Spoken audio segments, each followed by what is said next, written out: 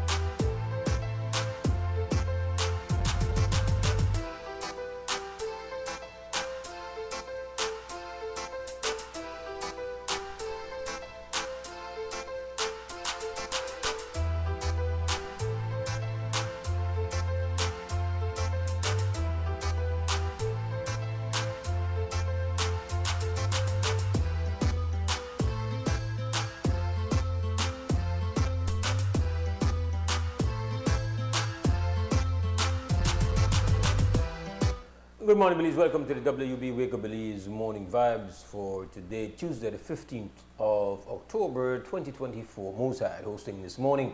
A warm welcome to listeners of Scrum Radio, viewers of XTV, to those linked on our social media streams, and of course, those getting us via apps.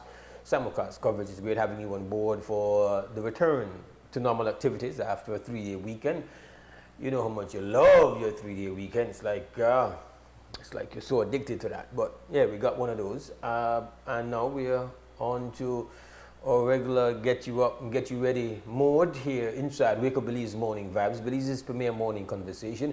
We trust that you have great health this morning. Your energy level's high.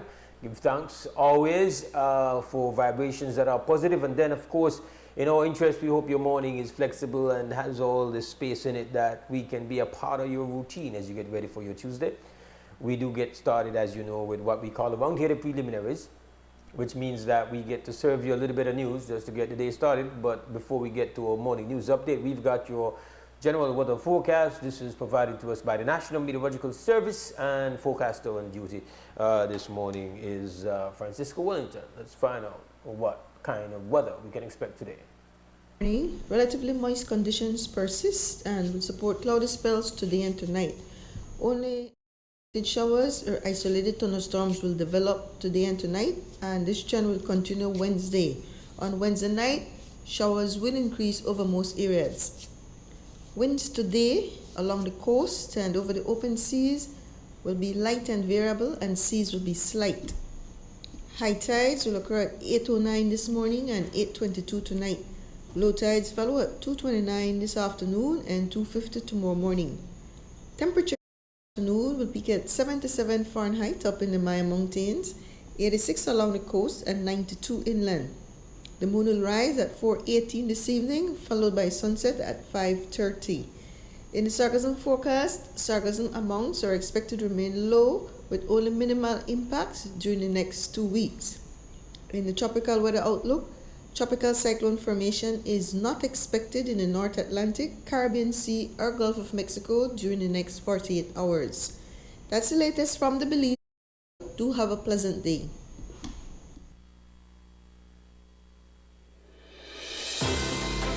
The first private radio in Belize since 1989, Creme FM presents the news. Informative, accurate, current information, local, regional, and international news, weather and sports. And now, the news.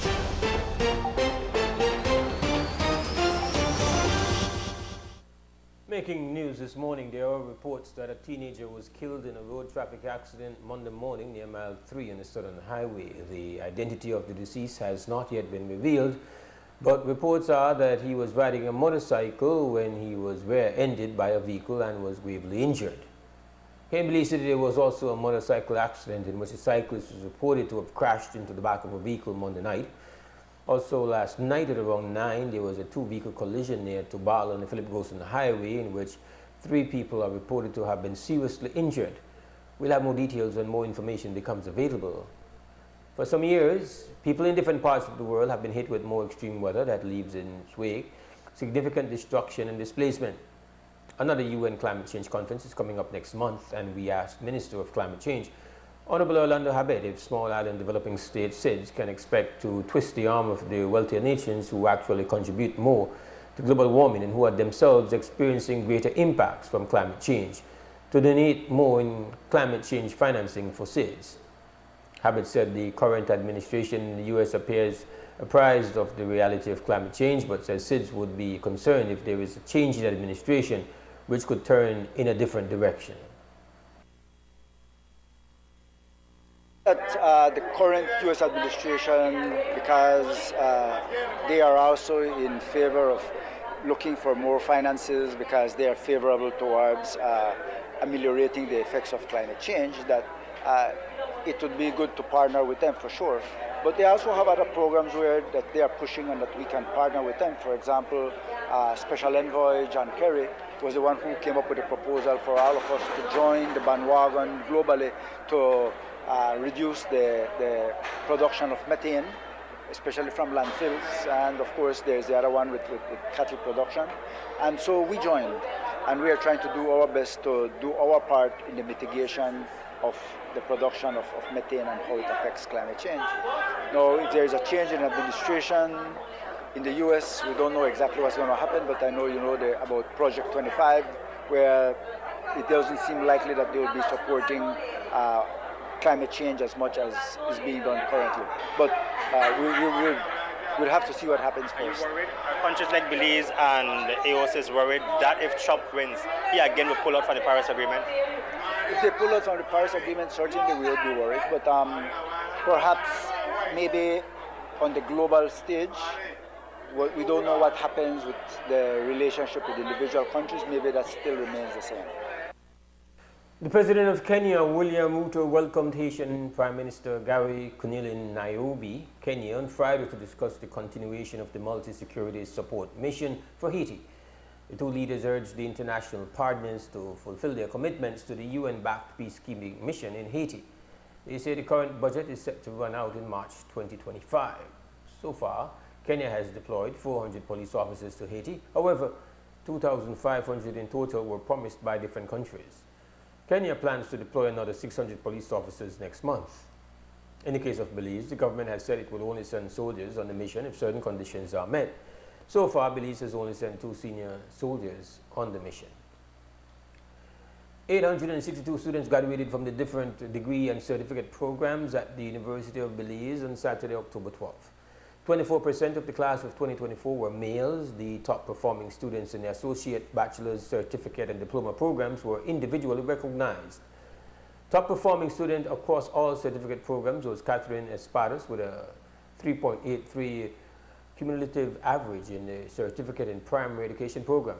Amada Angelica Frutas topped the students in the diploma programs with a cumulative GPA of 3.76 in education methodology.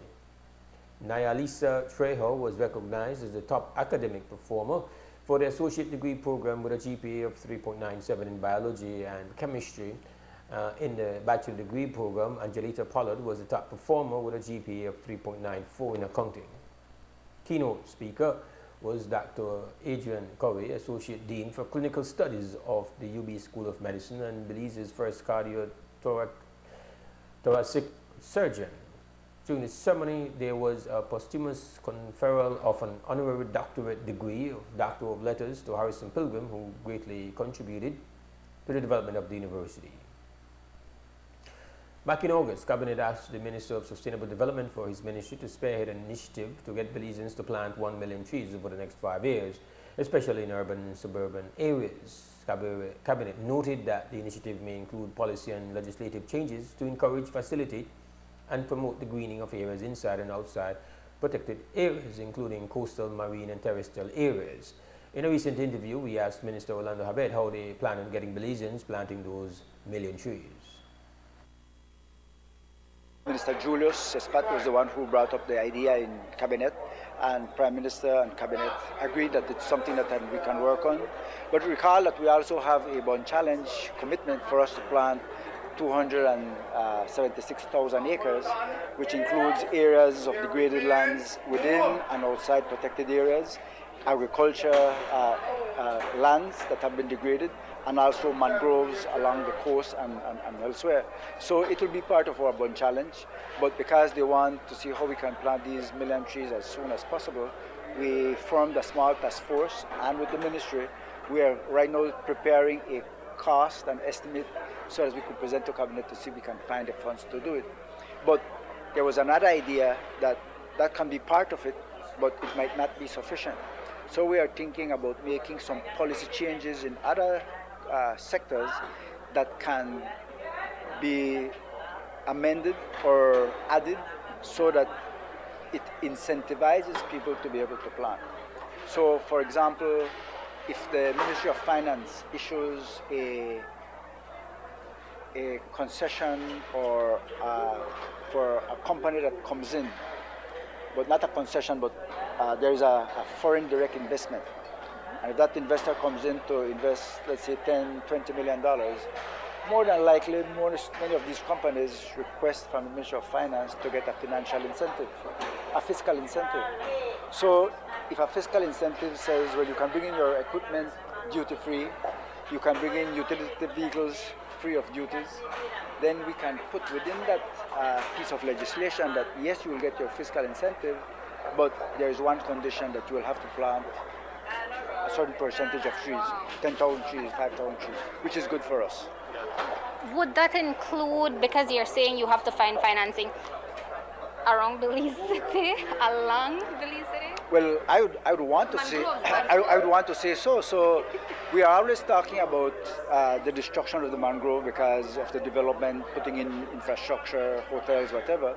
So that can be one way that we can also get back to plant. They might not be able to plant it in the same particular area, but they can plant it elsewhere, nearby or wherever, as long as you put back the mangroves. Morning news on this Tuesday morning. Of course, at this point we take a break, and when we come back, we're going to lift open for a conversation. This is Wake Up Belize Morning Vibes on Creme Radio and on XTV.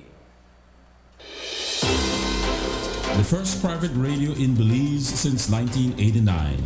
The news. Informative, accurate, current information, local, regional, and international news, weather and sports.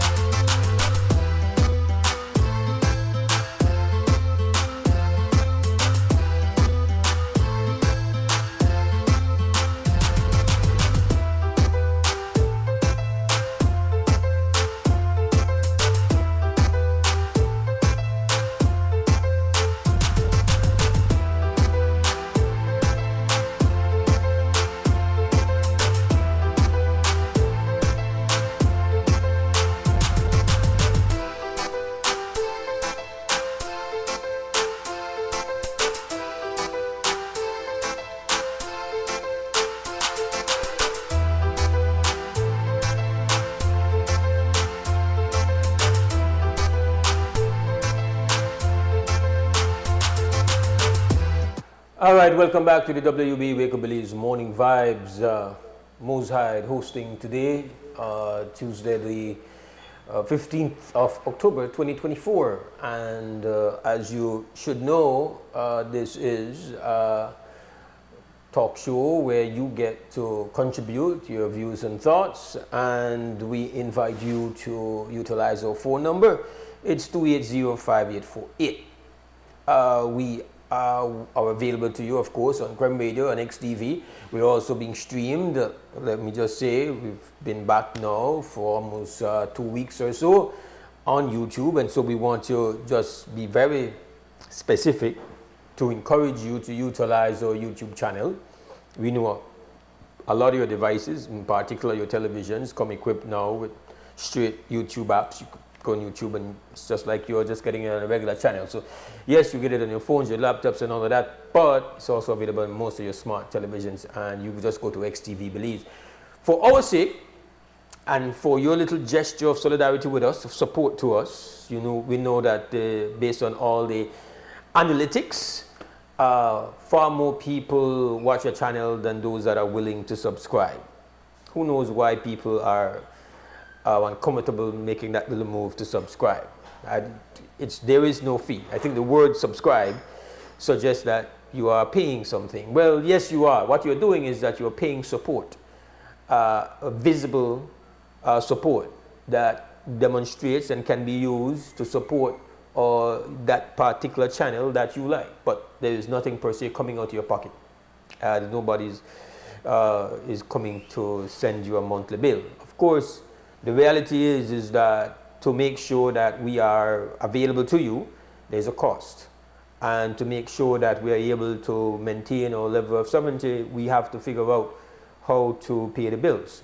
And so one of those ways is to be able to demonstrate that you are one of our supporters. So making that little move might seem inconsequential to you, but to XTV Belize and to Creme Radio, it's a significant thing.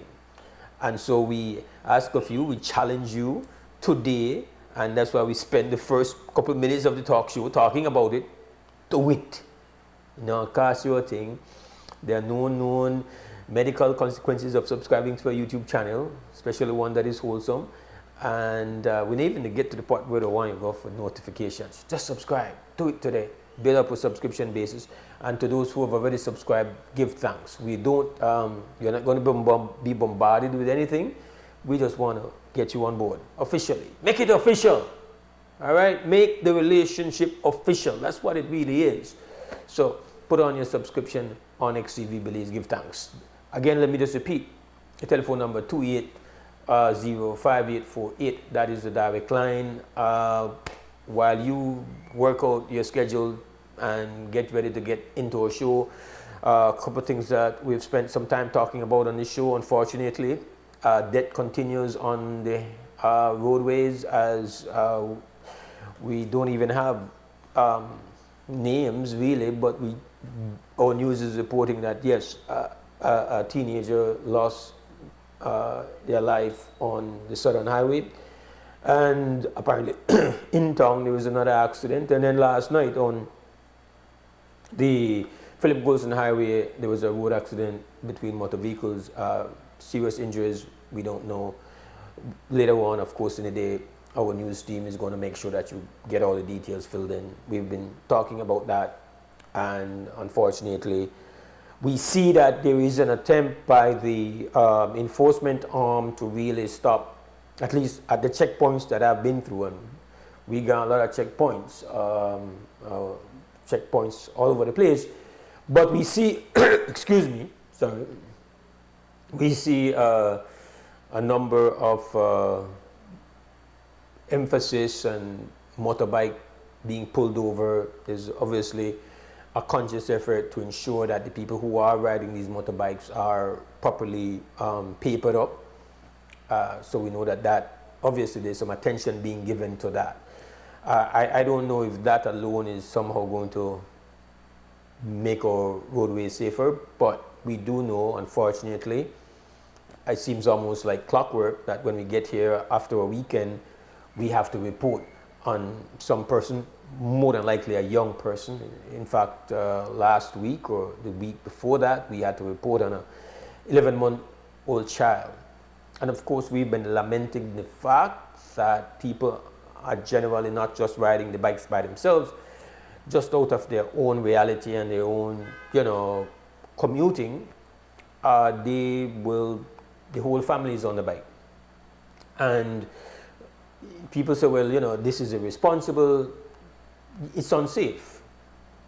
People feel like I will take my family in my own hands, and I have to get them to point A to point B, and I have to do so economically. And so they're making these decisions, not weighing that it's really unsafe. They're just trying to deal with for their reality. And a part of that, of course, we have to look on the fact that people have great trust in the public transportation system, and so this is what they're doing. Complicating factors, of course. We just have to do our part here on the media to say, listen, you own a motorbike, like, you have to understand that it's inherently unsafe. It's high risk. It's a high risk transportation mode. It's like they call it the devil's riding horse, and they don't call it that for no reason at all. So there's a risk involved. No matter how small the bike, and you have on a helmet, the helmet is just, it mitigates, but not because you have on a helmet, you can't be critically or fatally injured. So yes, wear a helmet, but do understand, it's just crazy out there. Yes, you do have some riders on motorbikes that are doing crazy things, but a lot of people are just trying to get from point A to point B. We just want to emphasize, just take care. And of course, learn how to handle your bike better. You have to invest. The state is not doing that. We have to try to do a little bit of it, trying to access information how you can be better motorbike riders, because generally I would say high percentage of you are not really skilled motorbike riders. In fact, I would dare say that most people in traffic are not skilled drivers of motor vehicles, standard across the spectrum. A few people know to handle a bike. Bike handling skills are not something that people take for granted. Because you can ride a bike, that you're good. It's high risk. Take care. We got to put that message out. We are tired of coming here to report on some next young, productive life expiring prematurely. I spent some time last week just pointing out to the potential mayhem that can come to us because of the situation in the Middle East, connecting that reality, absolute mayhem going on in the Middle East, being very concerned of the potential for things to go next level, which again, it's not about trying to be some Middle East expert. It's just to say there are consequences. The Middle East is an area that has heavy implications for the entire planet. Your ability to get products, the cost of those products, the cost of fuel, the cost of energy, that is just the reality, and nobody escapes that. The potential for things to go next level as the genocidal leadership of the state of Israel contemplates how it's going to retaliate against the Iranians. One of the update on that is that I just read last night that some indication is that, again, I don't know how much you can take that word, there's some indication being reported on the Western press, American media, that the Israelis have indicated that they don't intend to strike Iran's nuclear or oil refining capacity. Which, if that is true, that would be positive for us, selfishly. Obviously, it doesn't stop what's going on in Gaza, doesn't stop what's going on in Lebanon, and it doesn't stop this steady escalation of hostilities in the area.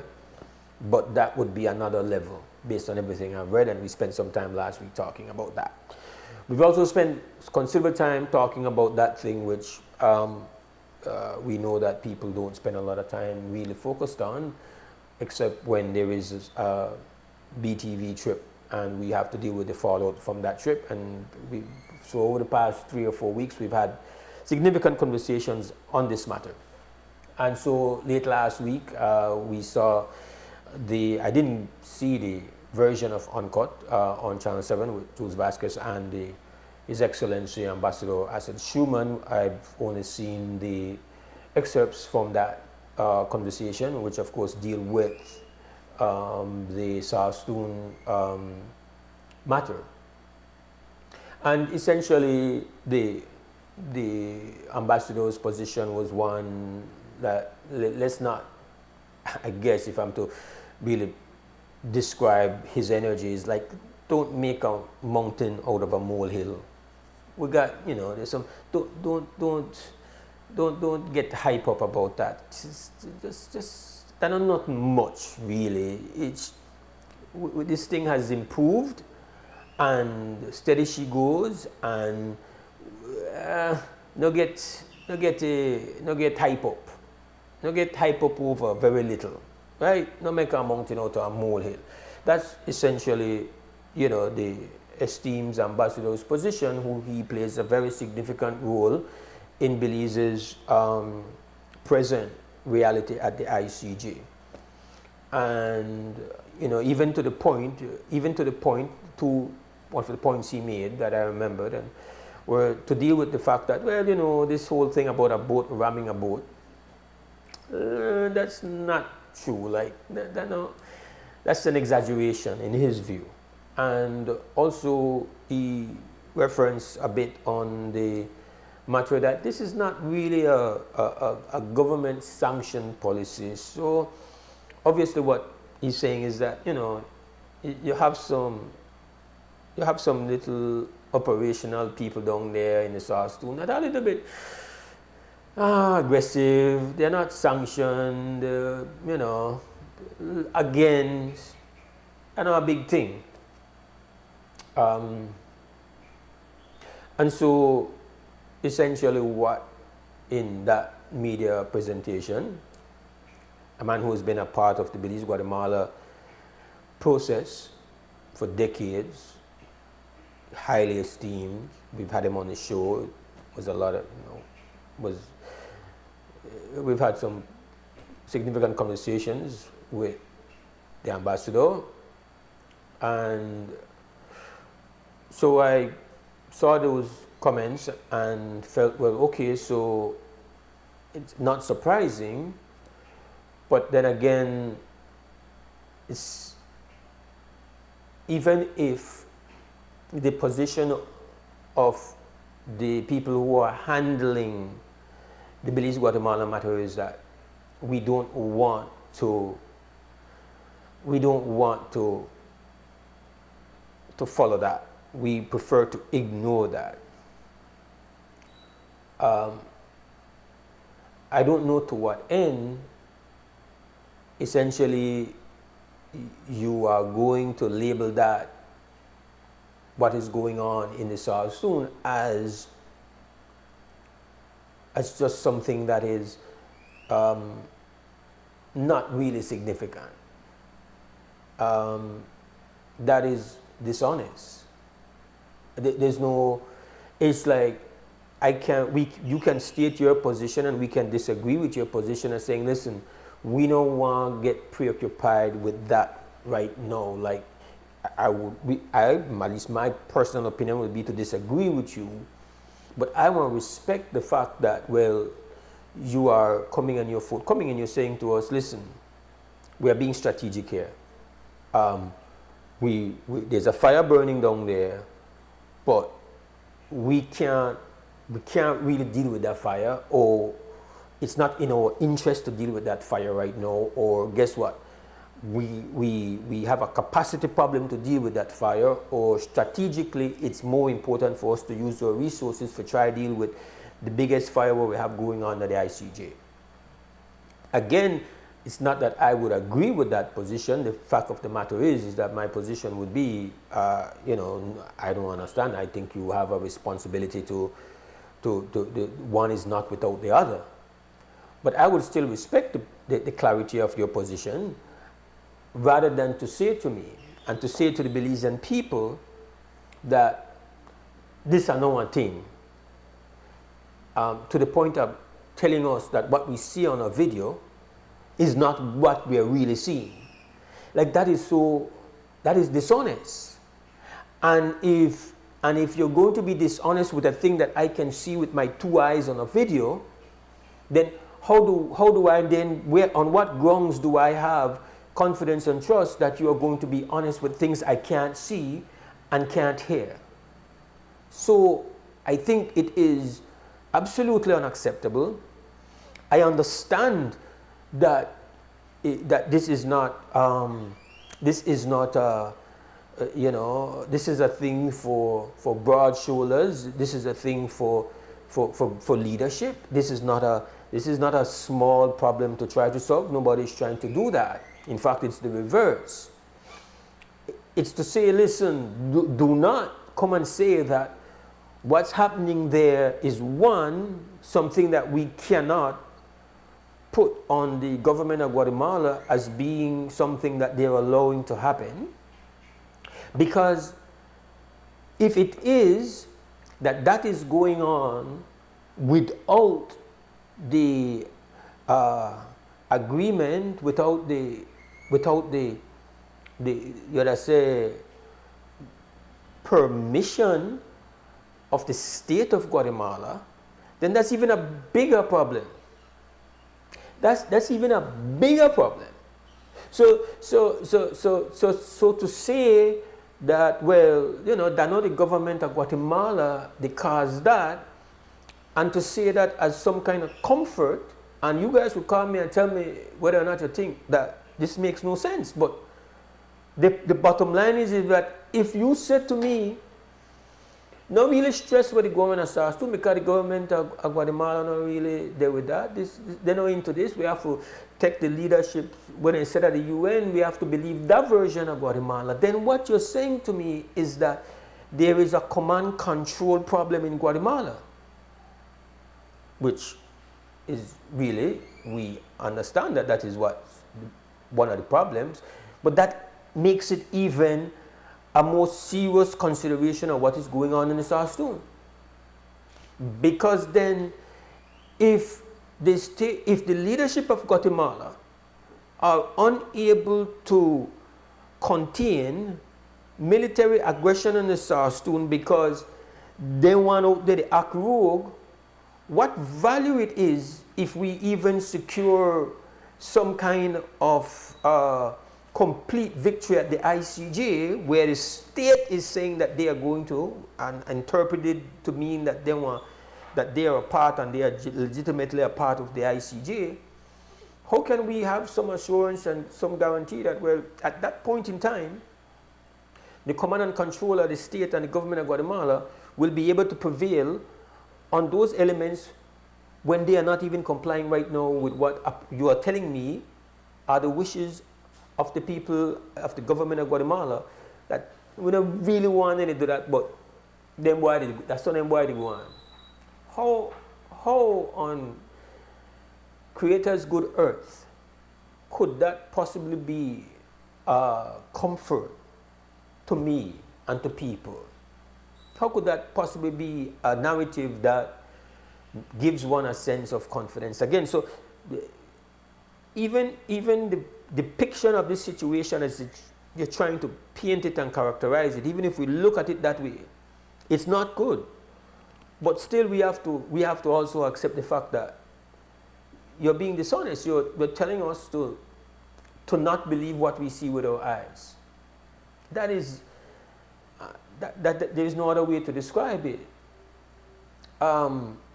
Again, you could very well have a different view, and you could maybe have some, I don't know if you're going by, some dictionary definition of ramming, but listen,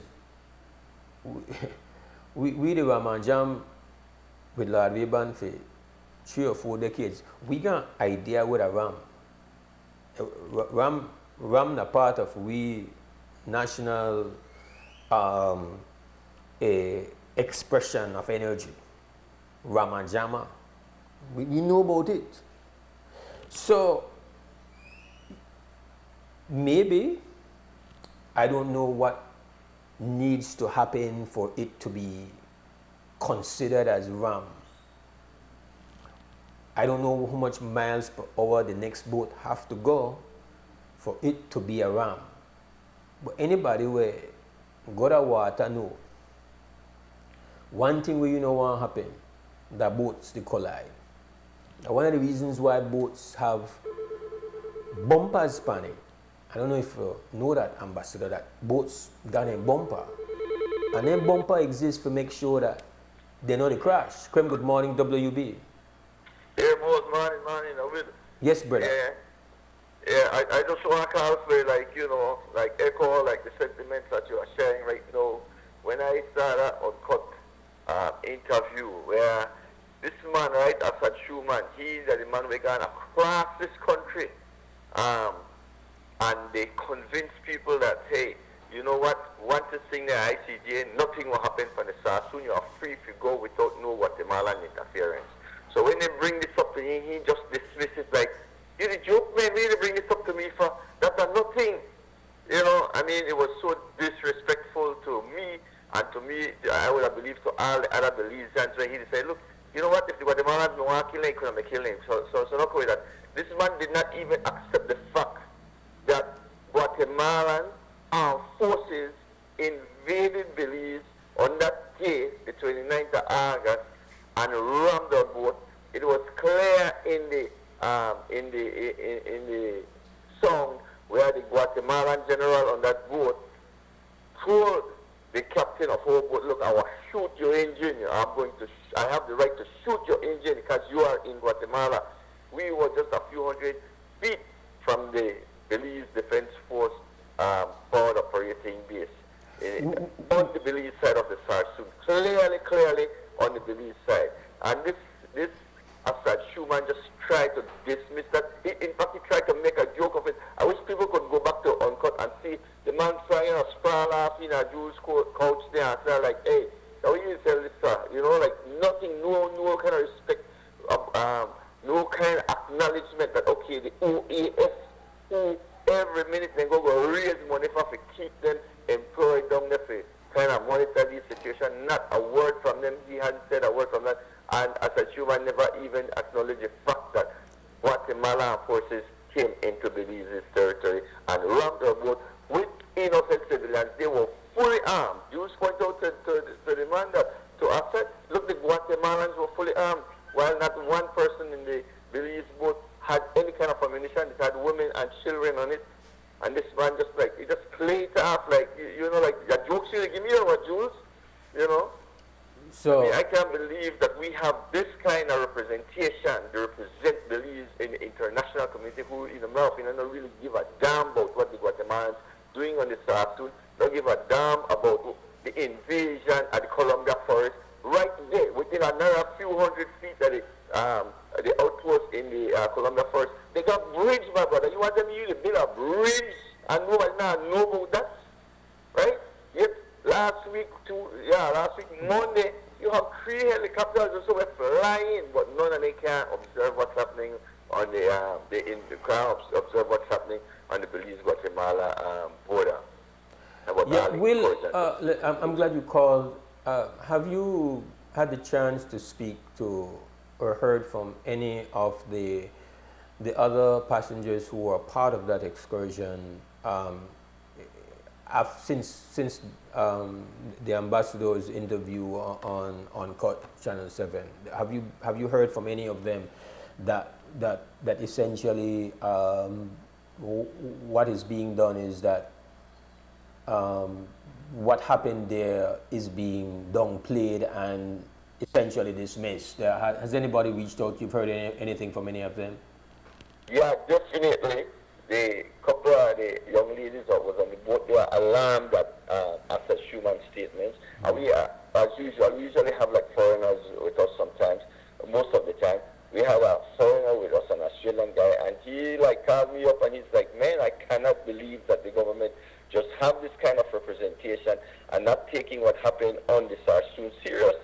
I mean, he felt insulted that we have a government who have not paid any attention to this. In fact, they just gave us lip service and said they sent a protest note to Guatemala, and you know, don't you think that that should be a public document? Yeah, what we disagree with this, we send this to Guatemala. I haven't seen a public protest note. Since the UDP was in, they said the same thing was updated. I don't know if you've seen one, but I have never ever seen one.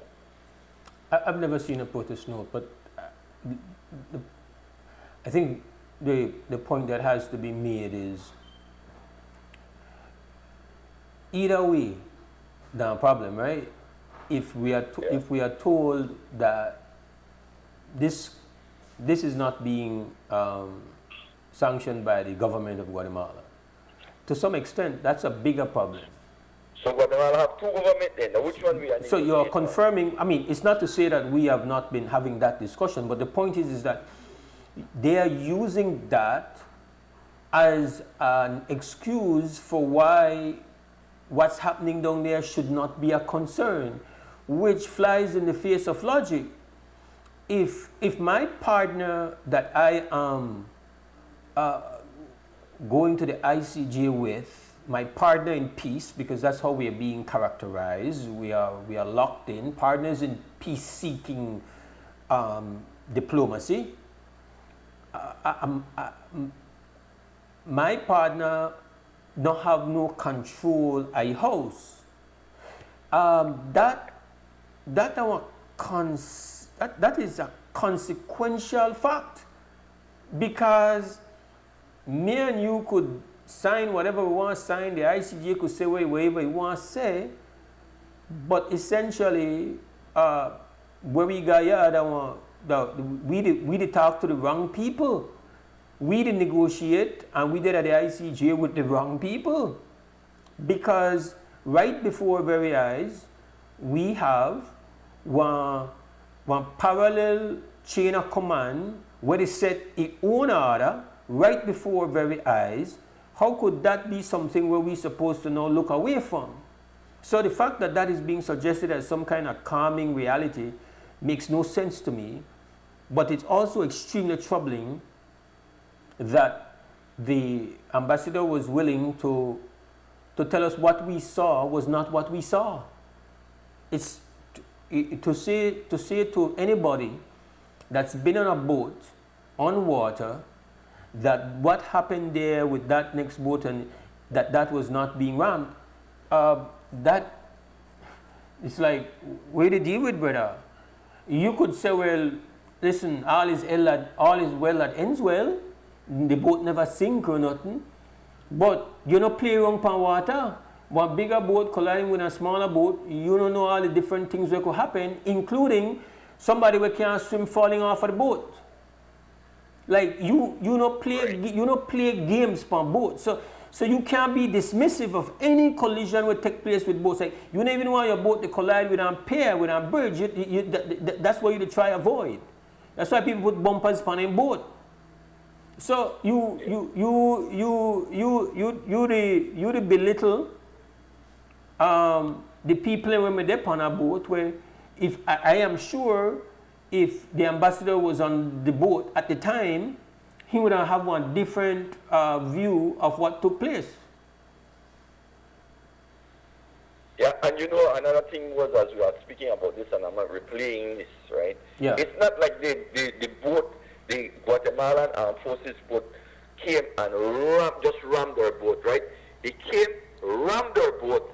The guy, the general told him, ram it again. And if you take the whole video, right, the guy reversed the boat and came back even faster into our boat. He rammed it like 3 times.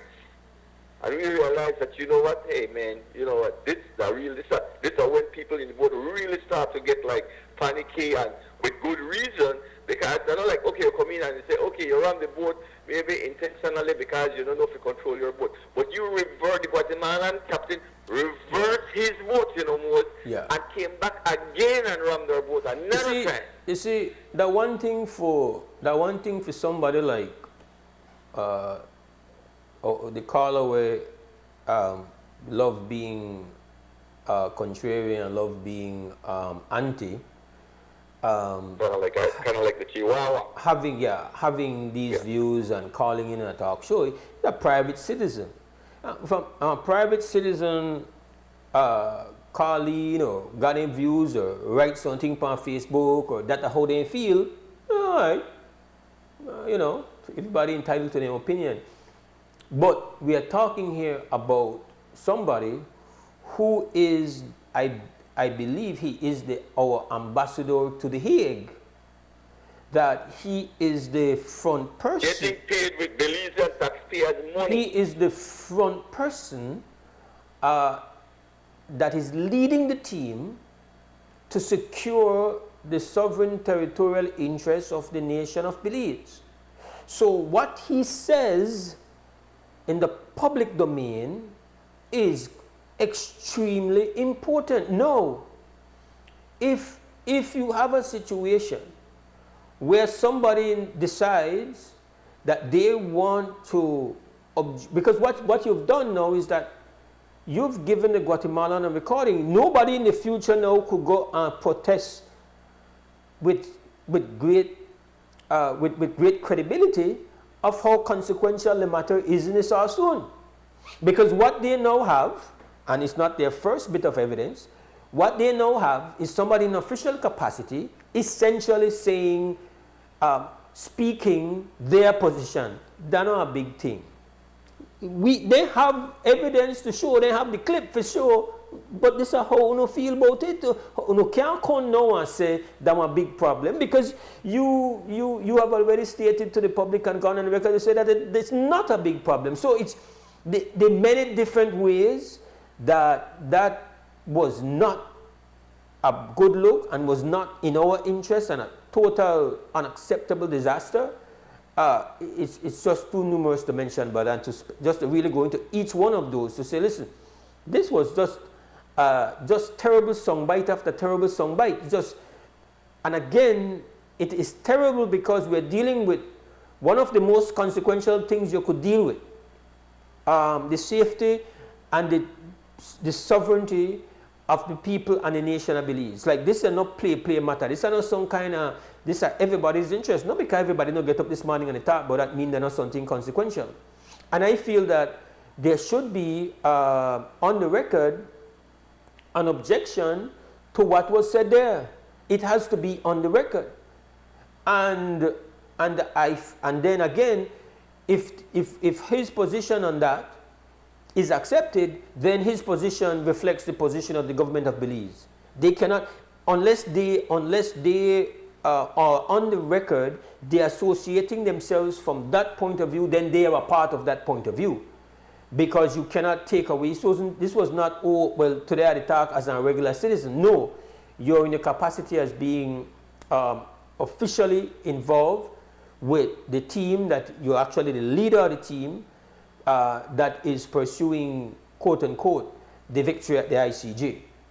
So if that is his position, as stated on the record, and if the government says nothing contrary to that, then he reflects the government's policy and the government's view of what's taking place in the Sarsoon. Clearly. And Mose, even like a week later, exactly about 1 week later, a few days later, the Guatemalan armed forces once again came into Belize, just within a few kilometers of Barranco. You see how far up they're into Belize? And this was confirmed not by the Belize Territorial Volunteers, this was confirmed by the Belize Coast Guard and the Belize Defense Force. And yet this man had nothing, absolutely nothing to say about that. Nothing.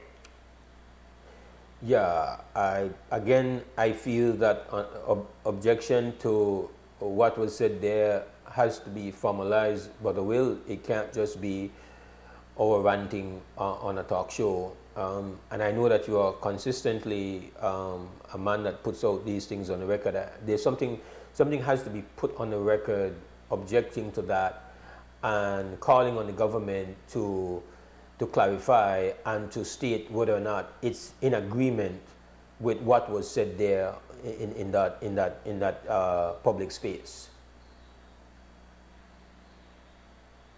That's my view on it, Brother Will. Yeah, no, I think that definitely, and again, I call on Belizeans, I mean, for sure, the Belize Territorial Volunteers, we've already expressed how disappointed we are in, as you rightfully said, the man who represents Belize at the ICJ, who's getting paid by Belizean taxpayers' money to just, like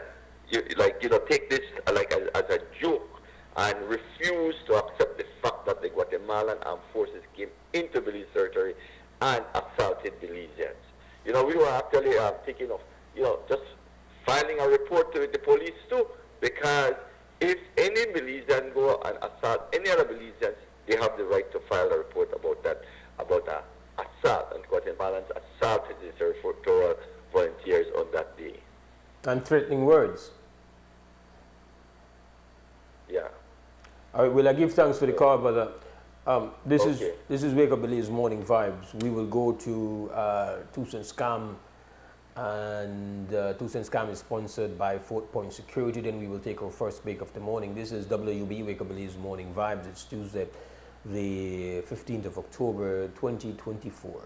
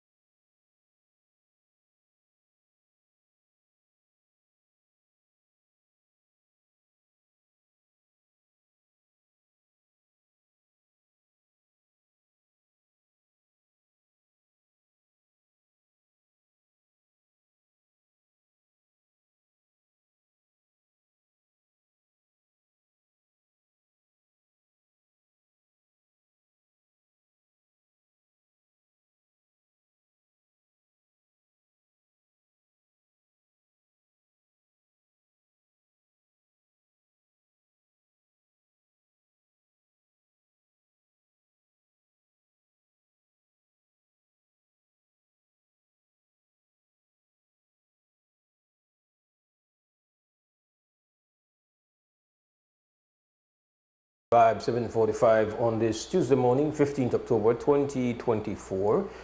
Our telephone number is 280-5848. That's the live line for you to participate in the conversation. We want to hear from you. We've got to get you on board and get your thoughts and views. And we, of course, if you are not on, then we talk about what we're talking about. But we don't want you to feel like the only way you can call in is if you are going to be talking about what we are talking about, right? So you, even if you could introduce your own thing, there's no problem with that. That's the way this thing works on this Tuesday morning. So we kind of express our thoughts and views on the matter of the matter of the Guatemala-Belize situation in the South-Stoon, and the excerpts of an interview that was conducted on Channel 7 with the Ambassador Assad Schuman. And we strongly object to his depiction of what took place and the very the attempt to play down the significance of the issue at the South-Stoon. Those are our views on that. Now, I have to go on the record, a couple of things here. Over the past couple of weeks, we are hearing about a mega company coming over to take over the State Bank project, and the Prime Minister has indicated potentially taking over the Port of Belize as well. And that we understand there's a whole legal thing going on with the State Bank project. We have described it as an attorney fest because of all the different things there. And we don't know anything about this company that is supposed to come. We only hear that it's mega, and bringing new money, big money, this, that, tara. The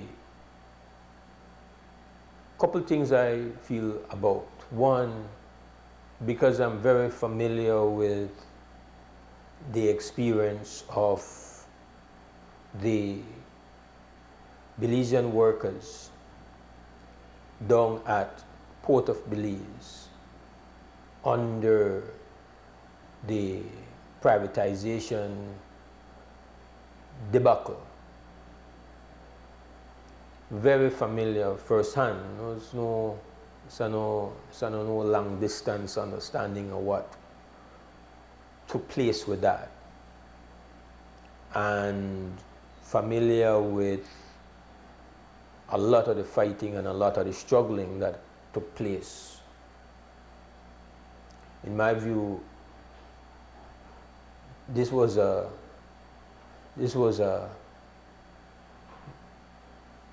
ridiculous and foolish idea from the get-go. The whole concept of privatization was a process that was organized at the highest level of the World Bank on behalf of the empires and former empires to take over strategic assets of their former colonies, my opinion. And it was packaged in a way to make it look like progress. And so we got the privatization fever. It was, this is great. You give up these assets, you're going to get liquidity, you want to use this liquidity, develop your country, and then you don't have to be bogged down managing assets, worried about relationship with workers. No, this is a win-win. That's how it was. And we were not the only developing country that was swept up in this fever of privatization. Looked good and it was being preached to us, and you know how you go, whatever is the latest trend, we got it. Whatever the inner style, we deal with it.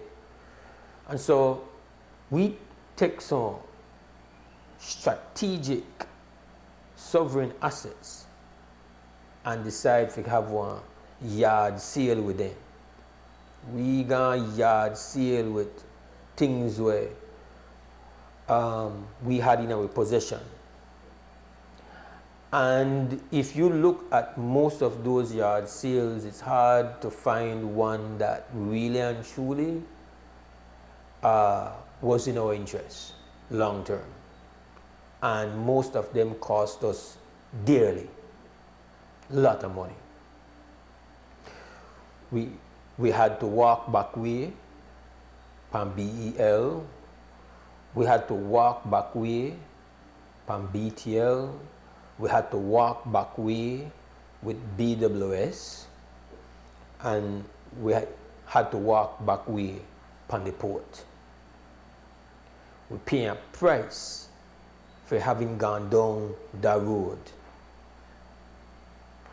The benefits never come, but the pain come. Never take long to realize that this is not what they say and be. But we run it down, and I made the style, and I made the trend, and we run it down, and we get some coffin. I had a long distance understanding of some of the coffin that would take place with the efforts to privatize the utility companies and all of that. But there was no place where, in my view, we part of the workers they face the greatest discomfort, anguish, and troubles like we're going on with the privatization of the port. So there is no way this human being with this young in this chair could get up and have any sense of any interest or any positive energy or any positive, not even curiosity. Like I ain't even gone and as much gone on the internet and Google the company. I ain't even gone to find out, I don't do no research on it.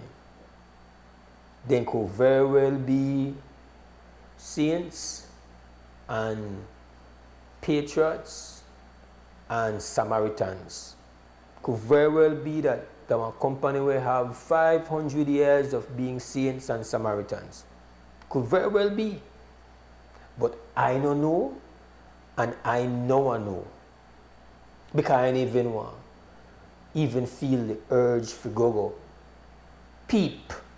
I ain't even feel a sense of any inquisitive energy to find out how rich they rich, how long the money long, how much all the different eras they're there all over the world.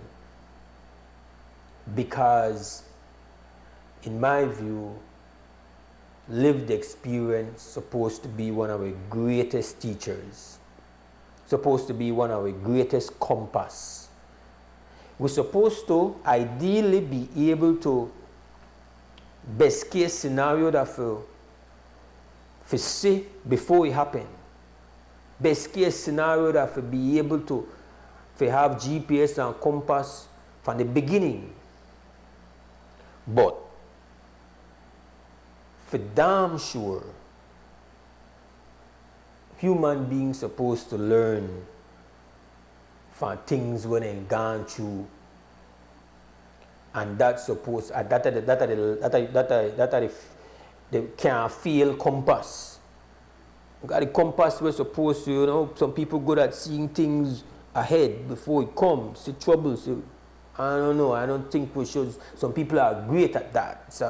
It's an invaluable, priceless ability to have in a leadership, for able to see a danger before it happen, and for be able to have the courage to speak out with, even if it is not popular. Very few people who could do that. Very few people. Very few. Special people. But at the very least, the rest of we mortals supposed to could learn from licking. One child touch something we hot because he curious. That child, infant, when he sees something near the stove again, won't hesitate after the first time when he touch it. Because now we know things wrong the stove, no feel nice. That don't mean to say that everything on the stove always hot. But you know that the things get hot. And so the child, infant child, learn from lessons hard. Infant child. Never know first, me curious, want to see it, want to touch it. Child want to touch everything. When he touch that, I said, that no nice. That no nice. So we gone through struggle almost 25 years worth of rough conflict, contention, upheaval, to the point where part the present state of the port is a place in disrepair. The present state of the port, it has been neglected, it has been ill-treated, and the people there take lick. The industrial relations that may hell. Nothing me nice about that for the Belizean men and women we call that place the place where they go to make their dollar. And you still have outstanding challenges as a result of the waste of time philosophy, a selling out strategic assets will belong to the people of Belize through where the government manage and run. So I say upon the record, again, it might be irresponsible of me as one quote-unquote journalist, be irresponsible of me as a quote-unquote talk show host, for not do my due diligence and fundamentals for say at least before I talk about a company I go and I find out about them. My position is they could very well be a bunch of saints and Samaritans and have one of the most philanthropic records, outstanding philanthropic record, outstanding environmental record, environmental award-winning, tremendous reputation with worker relations. It could be the perfect company. I say, I don't see how we could ever have any curiosity to enter back into the same kind of relationship with foreign rich people where we don't know nothing about, and once again go back under one regime where that they take over. Like, to me, that crazy. Like where private sector they do and whatever that another matter. We're talking here about right now one publicly owned asset that had been reacquired because ultimately it was a living hell. And the strategic importance of that place, the consequences and the cost of the neglect and the lack of ability to control and enforce the upgrade, the maintenance, standard things, the safety.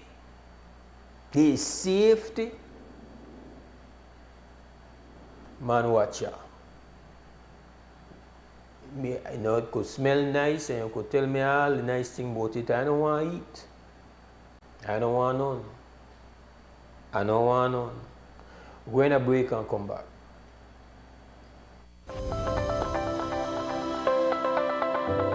Upcoming enhancements.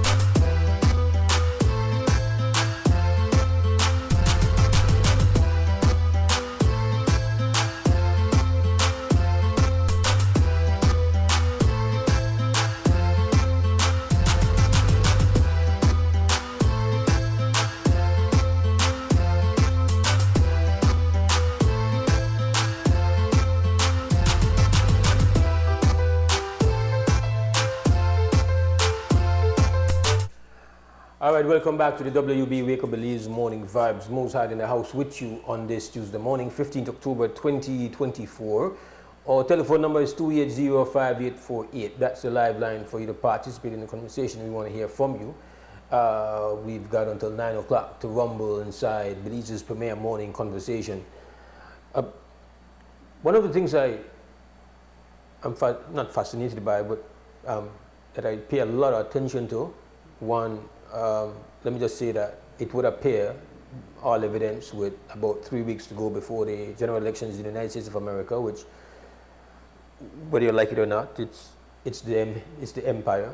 We are in its backyard, and the implications are real, and would appear, based on everything again that I've seen and read, that it is far more likely that we're going to have Donald Trump as the president of the United States once more. And a major part of his unfailing popularity with at least half of the population of the United States has to do with his position on immigration. And immigration and immigrants have been a major focus of his campaign, as it was before. And it's been, as it was before, immigrants have been depicted, in a very grotesque manner.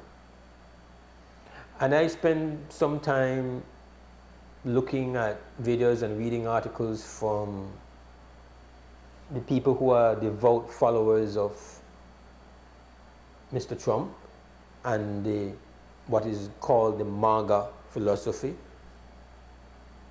And it's unpleasant stuff. And a lot of it is ugly, racist, but it's deep down. And I'm sure many of you are aware that, there's been a lot, Mr. Trump has demonstrated that he's not uncomfortable in saying things that are absolutely untrue. So we've had Haitian brothers and sisters who were legally migrated to the United States being accused of all manners of disgusting things, of eating people's pets and stuff like that. And then very recently, I believe again, these stories, these distortions, these lies have been extremely successful. They've really, he's really on top, and it seems unlikely now that that is going to change. And so that's their business, that's their country. But why does it matter to me, and why should it matter to us, and why it should matter to the leadership of the country? Is for you to understand that the only place where we can have real opportunities from the standpoint of we got home, this is a home for we, that the decisions and choices that we make, that we try create the kind of opportunities for people, especially our young people, that they are inspired and they feel a sense of purpose and they are motivated and they think, I have a stake here, I have equity, I got something here. And our race, our competition to try create an environment where enabling to the dreams of your people, make them want to be a part of something. Yes, people always want to go somewhere else. But when we look at how our people are looked at and viewed when they go somewhere else, that's a rough thing. I mean, that's an ugly environment. Yes, I know we're brothers and sisters, and then they in that spot, and then they do things, and then they rise, and we rate, and we respect, and we love what they do. But we have to acknowledge that then they exist, and then they do that in our space where increasingly they become unwelcoming. And not think that the only I don't think that only rednecks have one negative views. Like the fact is that the policies and this rhetoric on immigration, anti-immigration rhetoric of the Mr. Trump and his MAGA cohorts actually get African Americans drawn to it, because they also they look upon the people when they migrate to the country and see them as displacing them. So they're not there and want you nothing. You feel it's a major part of what's going to determine who's going to be the leader of that country. But at the end of the day, at the core, the message to us is that even though our people have gone there and they've been successful there, and we know that our people have been in their army, have gone on their battlefields, have bled, have died, that no matter, that environment based on what's going on there now it's everything in the open. They are unwelcoming. Mr. Trump says there are bad genes coming into our country that are undermining the success of our civilization. These are words where words that have to tell you that you are inferior. Again, that for them country, and I know I spend time getting emotionally worked up about it. It's that it's supposed to be very instructive to us, supposed to make we understand that opportunities will exist here can't be squandered, and we can't be careless about how we create partnerships with people from all around the world if they don't come with the number one priority being what is the interest for the people, not the elites, but the people. Where are you going to, how are you going to treat people, and how are opportunities going to be protected for our people so that they don't have no interest in it. A go part, they don't want them. All we got that this one reef, this Libeta forest, the waterway in a river, all we got That's what's going on in the United States, said to me, screams out loud. So I don't know where media get preoccupied with the American policies and their destiny and where they want to be and who they want, how they want to rep. It is what it means to us. What is it? What is the value to us? All we got there. All we got there. We're going to call. Krem, good morning. WUB. Morning, Mose. You know. Yes, brother. But I have to, again, and I want to feel contentious, but I think they give a pessimistic view of our situation, and that is not, I believe, the rule, but more the exception. There are lots of good people in our place and welcoming. I said this to you as a person who experienced the ugly side, the racism of it and whatnot. But I can tell you that, and even though you talk about the Trump people who are not even the majority as far as we know, I believe he has an opportunity to win because of the fact so many people are against the foreign policies of the Biden administration, which is all I see Kamala Harris forwarding. I have not heard any concrete promise or commitment to stop this genocide and all this madness over there in the Middle East and in Ukraine. No, this is not to say because many people, when you're critical of one, they paint you as supporting the other. Trump is no prize either. And the sad thing for me is that these are the choices that America has given itself, when in fact there's so much more to that country. I mean, there's so many brilliant, caring people there, man. There are the idiots. Now, let's be clear. But I don't think we should formulate policy on the lowest common denominator.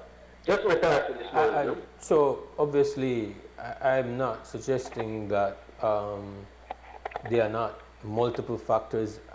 Every election is about multiple factors. I will say this, though, that the reason why Mr. Trump is unmovable, the pillar, the anchor of his of the unwavering devotion to him, it started out with immigration, and it has remained immigration.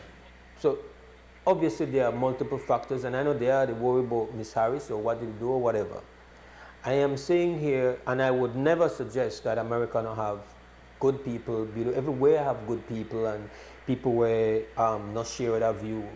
I am saying though, is that as a nation, it has a great number, and they are motivated, and they have been captured by a rhetoric that is based on having a very xenophobic position. And so it is not to say that, oh, this is the obviously I could not say that. In fact, I think the likelihood that more people will vote for Miss Harris is greater, is very likely that that's going to happen. She's going to get more votes. The point is that the power of the country is going to be determined, and the people who are behind the ideology are not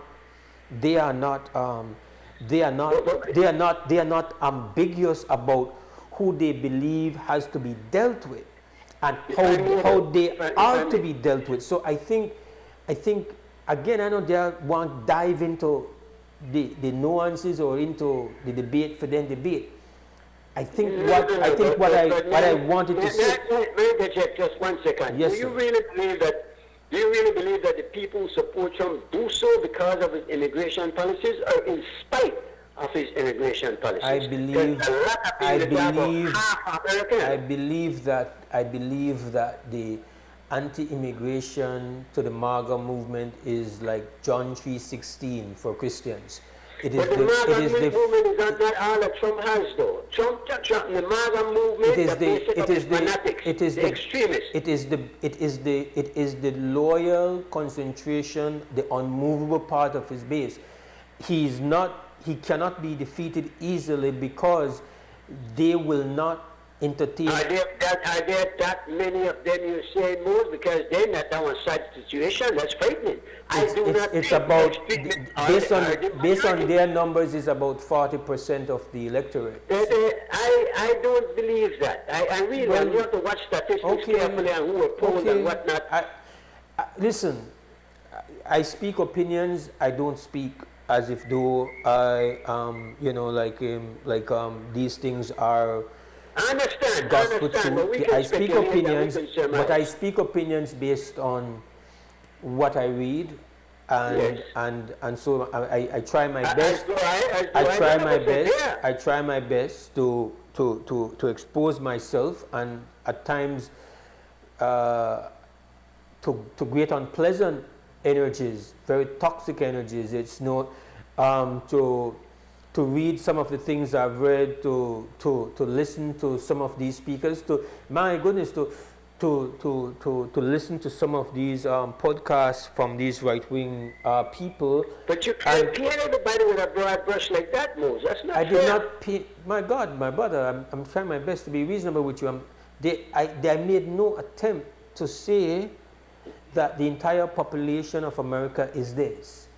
What I am saying to you is believe that majority. I am saying here that it is going to be a high number of individuals who are motivated based on the anti-immigration rhetoric, who represent the bedrock of Mr. Trump's campaign, and who are going to, based on everything I'm seeing here, that are going to will put a man who just the incredible, like could you imagine, like I can't imagine, like 25 years ago, to think that a candidate would face no consequences because it was revealed. But you're going on a tangent, though. No, I'm not going on a tangent. I'm not going on a tangent. No, I am enriching my argument, sir. And I'm enriching. I'm allowed to enrich my argument with the point that. Relevant stuff. I mean, keep it to the point. Again, you are not. No, you, sir. You're responsible for what you want to say. You can't tell me how to present my argument. No, I'm sorry, you are off limits with that. I am enriching my argument with the fact that the reason why I bring, and again, you are the one where you came down a road where I don't want to go, because what I want to do is to use that reality, which you can't dispute the fact that a lot of rhetoric that has come out over the past couple of months have basically been centered around very unpleasant things which are not, in many instances, not even true. But I am not emotionally attached to that. What I am emotionally, what I'm emotionally attached to, what are the implications for us, and what the motivation should be for us. That again is a different topic. Yeah, so that was not what I was responding to and alluding to. Okay, I'm saying to you that what about the Biden, anti-Biden sentiment? There are people who really didn't cater the way he did it. So I've already conceded, G. Mike, that undoubtedly every election, including this one, there are multiple factors. The economy is a factor, foreign policy is a factor, abortion is a factor. So many different factors. I have built my contribution this morning on one of those factors, which I have flagged as being one of the most consequential and an anchoring a part of Mr. Trump's campaign that I feel is going to be one of the most important factors that puts him back into the White House, which seems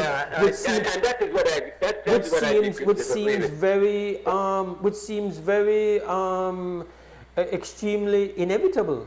Everything is showing that he's going to win. So I'm saying here that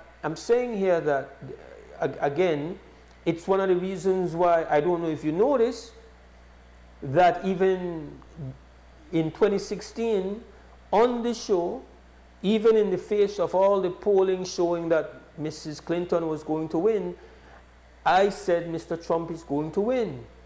Very few people felt that way. Right. And the reason why people probably even remember it. I tell you that, you have to play the clip if you're going to say that, no? And just my thought.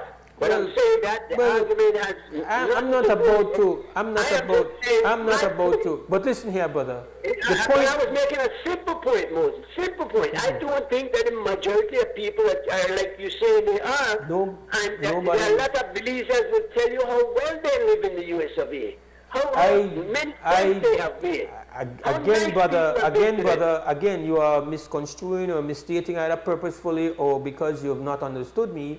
The point of the matter is, I did not say that our people are doing bad. I said that I understand our people are doing all manners of great things, but they're doing it in a space where they are surrounded by people who have a very ugly I did not say everybody. You see, the basis of where your contribution is so flawed, because you are stating things that I did not say. I did not say that everybody in America. In fact, it's probably not even the majority of Americans. The point is, though, it's a considerable number of people who are going to. Their numbers are so strong that they are going to bring back a man into their leadership who has all manners and infractions and craziness against him.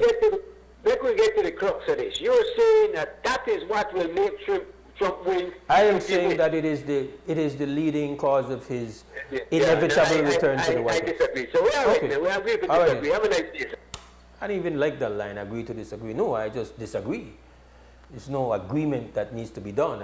That's automatic. I disagree. It is 8:28.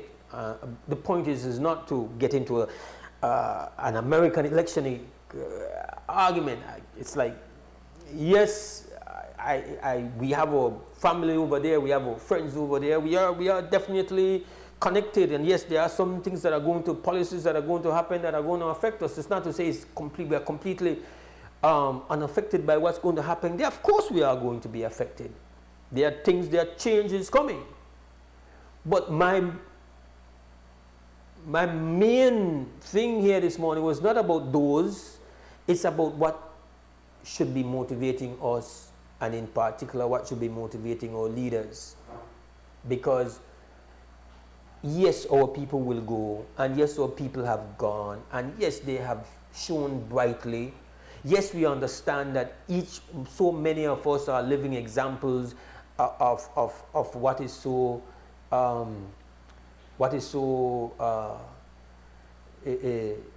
ugly about their rhetoric, and what is so racist is that our people have demonstrated time and time, and people from around the world have demonstrated time and time and time again that they have been in that space and they have made major contributions of all nature, of all in all different aspects. So it's like, but still, this is how they feel. And the point is for us to understand that first and foremost, we have to be preoccupied with what we do it for we space, with where they are, and how we make sure that this is about the dreams of the people and where they are, to make them be the best possible version of themselves within this space where we have first rights, or where we are supposed to have first rights. But the reality is, if we look upon the legacy of what has taken place here, that exists only in rhetoric, but exists in a real, because at the end of the day, that has not been done. That is my point. It's not about them, it's about we. It's about we, if you understand, when somebody could look on, if they call one person we come from our next country one cat eater, they are saying they are calling every single body we come from they one cat eater. That's how some of them feel, and enough of them feel away that they are being motivated to go out and defend somebody with all his flaws. That was embarrassment to them to know that that is who they will now put their trust and love in, but that are for them business. The point is that what does it mean for us? And I feel like what it should mean for us is that, oh man, we can't play. Because when we play, then we make, for we children have to look out there to see if they could go there. But then it go to a space where it become even more hostile. And trust me, we know they want to survive too. Because one thing we know, the people who will reach out there, they don't play around, they do their best, they work hard, they grind, and they still find a space to make one life, and I rate and respect that.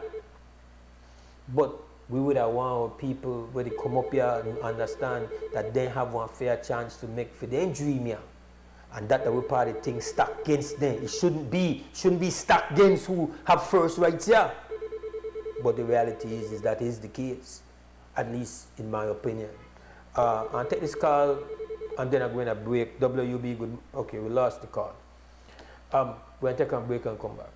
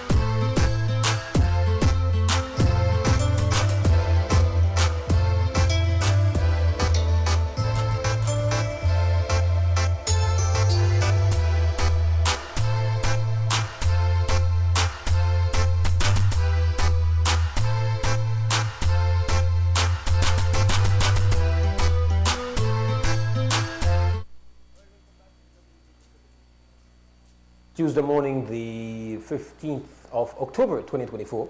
Mose hosting today. We invite you to jump in to our conversation by calling us at 280-5848. We have a call. Krem, good morning, WB. Yes, good morning. I want to draw attention to something I've been thinking about. What will happen to those 800 plus graduates from UB? What will be there for them in this country? And another thing that I have been observing, our people, black folks, do not have any kind of unity among them, and they encourage other people to treat them with disdain. That's all I want to say. Thank you, sir. All right. So, big question, right? Every year, that's the reality. We know that at that level, I don't know how many of them at UB. There's a level of specialization that goes on at UB, where you do have people who are on the road to becoming teachers, and you do have some who are on their road to becoming nurses.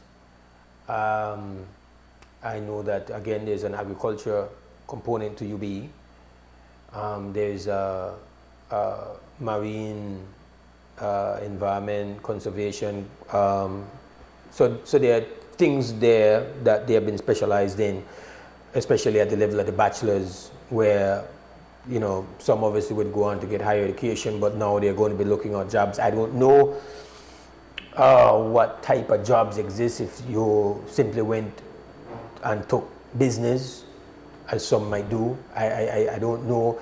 Of course, we've over the years we've found that our education system, we kind of divided that coming up in a high school, the science or general studies or science or science or business, and I don't know.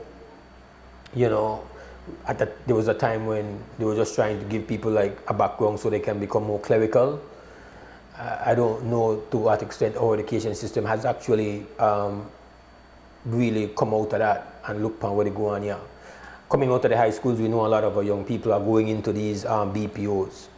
Again, there's a lot of boasting that goes over the BPOs, but really and truly, I don't know what can be done with the average BPO salary insofar as creating a space around you, dealing with a mortgage, and investing and having ultimately building a family.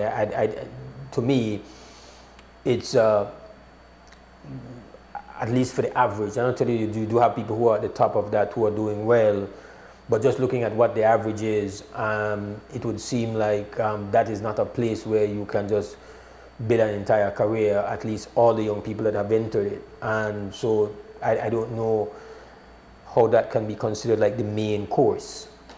What I speak of when I talk about we there and we should be the priority here is to make sure that we have ownership opportunities. We have opportunities for operate at one level. And so every time we think about something massive and attack at the highest level, they preach to you about foreign direct investment. Oh, we need a foreign investor for come in, a foreign investor for do this, and a foreign investor. But our experience generally with foreign investors is not saying that you don't possibly have foreign investors out there who are good. I'm sure you do. I hope. But generally our experience with that has not been a good one, especially in the kind of treatment that our people are going to get in those spaces when it is the foreign direct investor comes in. So when I looked at what's going on and how we are being looked at and how we're being treated, and again, I have to clarify and specify, I'm not talking here about whether or not there are good people in the United States of America. Hell yes, there have to be good people in the United States. There are good people everywhere. Not that there are bad people here. But the point is that there's a particular ugliness that exists within that empire that has prevailed on it for centuries, and it has not been able to cure itself of that. And that shows itself now in the kind of grotesque views that they have right now. And again, it's a significant number, enough to build a successful campaign on. I'm not talking about everybody there having that view. That's not the point I was making. It's to say, like, we have to now understand why we have to be very careful when we create relationships, that we are not doing it at the expense and displacing the dreams and the opportunities for ours. We have to think that way because survival dictates that we have to think that way. We don't have a margin of error. Yes, we give thanks that our people over the years of migrating, they have been able to find green patches and find a way and work hard and grind and really rise up. Yes, they have. There's no denying that. But again, we are reminded that they're doing so in a space that has a significant level of hostility. There's no denying that. Like, I'm not making that up. We have a call. Krem, good morning. WB. Yeah, good morning. Yes, sir. You know, I'm going to watch the play, when we play the team then with our wife. We get the last shot to the goal, one free kick, right? I thought this ball, I dropped this ball right at the penalty area, I scrap the player kick. He kick right over the goal. He was scored for that position. I couldn't understand that. So anyway, the game done 1-1, right? So we could get this already. Where do you talk about, brother? Because I really like, to be honest with you. The football game, we beat me at Puerto Rico. Okay. A team or A team? Like, huh? Last week, I think it took place 1-1, the game down though. Where's the game played? Here in Belize? Yeah, you play right here. It's crazy, right? Like, so. And we get the last play, Yeah. To get the last kick to the goal, kind of throw down to the boy outside at 18. Why start this ball? I just dump this ball. You know, like while we could go by the top yard, and I dump that right at the penalty area. Everybody kick it over the goal. They need more experience to football. Thank you. All right. Oh man, there's once a time when, man, eat, drink, sleep, that. I didn't even know when we play. Not good, but not without explanation. But not good. I have to do better.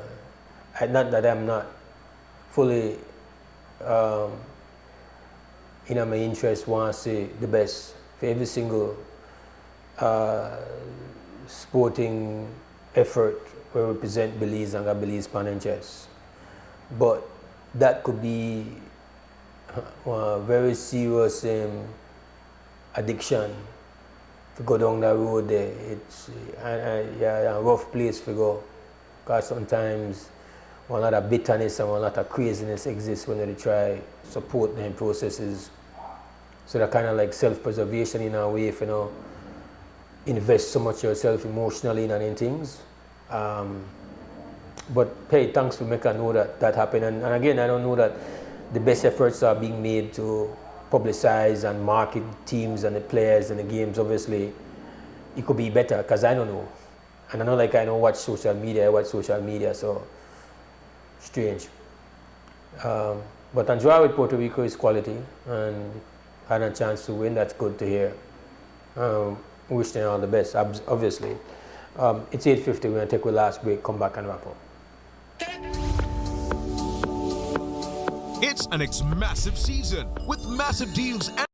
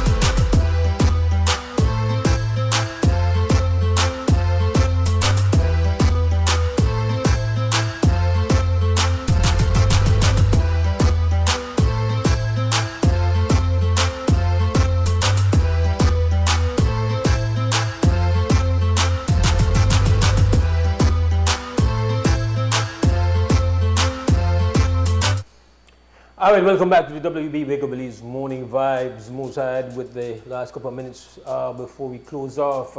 It's been a morning of discussing comments made by the Ambassador Schumann, who is the lead for ICJ case on the Stone issue, and the latest aggression by the GAF on the territorial volunteers. We spoke a bit about that. We've spoken a bit about our position on any notion that we are looking at once again reprivatizing the Port of Belize as a part of the development with the Stake Bank saga. We spoke about, of course, the connections or the implications for what's taking place in the United States of America in its present presidential elections, which comes up in about 3 weeks, and so we spoke a little bit about that. We do resurface if we have the health and strength to be able to do so. Tomorrow morning at 6:30 we bring you another edition of Wake Up Belize Morning Vibes. We don't leave, of course, without acknowledging the team that make it possible for us to be seen and heard. And of course at Creme Radio, that is Larry G, and up at XTV, it's Cliff Lewis, always, the glue, and directing this morning, Mr. Alexi Belal. We hope you have a great Tuesday. Stay with great health, and as always, stand strong, stand firm.